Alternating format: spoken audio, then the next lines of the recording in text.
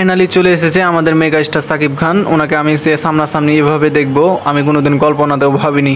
আর উনি মাশাআল্লাহ দেখতে অনেক সুন্দর, সামনাসামনি না দেখলে বিশ্বাস করতাম না। এত ভিড়, পুরা মাথায় নষ্ট। ওনারা কাউকে জানায়নি, তারপরে সবাই জেনে গিয়েছে কিভাবে। যাই হোক, পুরা মাথায় নষ্ট। উনি লিফট থেকে বের হয়ে মোটামুটি 30 সেকেন্ড মতো বাইরে ছিল। আস্তে আস্তে যেটুকু ঢুকতে সময় লাগে, তো ওনার চারপাশে যতগুলো লোক আছে ওনারা ওনাকে সামাল দিয়ে ঢুকাচ্ছে। আর আমরা তো ক্যামেরাম্যান, ভিডিও, আমাদের যার কাছে ফোন আছে তারা আমরা সবাই ভিডিও করার জন্য প্রস্তুত। আর যারা সাংবাদিক আছে, জার্নালিস্ট, ওরা তো করবেই। ওনাকে সব চারপাশ থেকে যেভাবে ঘিরে ফেলেছে, উনি তারপরে হুড়াহুড়ি করে একবারে স্টেজ পর্যন্ত যাচ্ছে। আমরাও যাওয়ার ইচ্ছে ছিল, তো আমাদের কার্ড নাই, যার কারণে আমরা বাইরে দাঁড়িয়ে আছি। এই গ্লাসের বাইরে থেকে আমরা ভিডিও করি। তো ওনারা সবাই ভিতরে যাওয়ার পরে আমার আর সহ্য হচ্ছে না। আমি চাইছিলাম কি যে আমিও ভিতরে যাই, কিন্তু কিছু করার নাই, যেতে পারছি না, কারণ কর্তৃপক্ষ আমাদেরকে ঢুকতে দিচ্ছে না।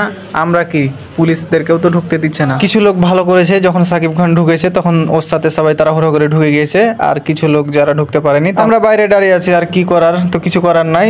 সাংবাদিকেরা যে তাড়াহুড়ো করতেছে, পুরো মাথা খারাপ।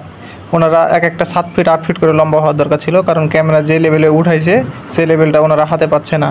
এক একজন সেলফি স্টিক, ক্যামেরা স্টিক, মাথা নষ্ট। আমরা বাইরে দাঁড়িয়ে আছি, অনেক লোকজন আসছে। সামনে একটা বড় রেস্টুরেন্ট আছে, সবাই খেতে আসছে। আর আমাদেরকে জিজ্ঞাসা করছে, ভাই এত ভিড় কেন, ভাই এত গ্যাঞ্জাম কেন, কে এসছে কে? তো আমি ওনাদেরকে বললাম যে সাকিব খান আসছে। তো ওরা শোনার পরে ওনারাও মোবাইল ফোন বের করে কেউ ফটো, কেউ ভিডিও করতেছে। তো বরবাদ দেখলে কেউ বুঝতে পারবে না যে ডিরেক্টরের এটা প্রথম সিনেমা, যেহেতু প্রথম সিনেমায় ছক্কা মেরে দিয়েছে। তো সবাই বরবাদ দেখুন, দেখলে বুঝবেন যে মুভিটা কত ধামাকা। সো আজ এ পর্যন্তই। ভিডিও ভালো লাগলে সামাজিক কাজে লেগে পড়ুন।